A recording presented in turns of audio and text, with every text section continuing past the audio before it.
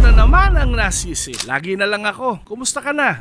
Simangot ka na naman. Napagalitan ka na naman. Masama na naman ang loob mo. Pakiramdam mo pinagtutulungan ka. Pakiramdam mo lahat na lang ng kilos mo ang nasisilip. Tatanungin kita, tama ba naman ang ginagawa mo sa harapan ng Diyos? O ginagawa mo yan dahil yan ang gusto mong gawin at walang makakapigil dahil gusto mo yan? Alam mo kapatid, mapalad ka kasi may nagmamalasakit sa iyo at nagpapaalala ng mga tama at hindi tamang gawin sa pang-araw-araw, sa loob ng trabaho, sa pakikipagrelasyon, sa mga pangarap, sa mga ginagawa mo, lalong higit sa loob ng pinaglilingkuran mong simbahan.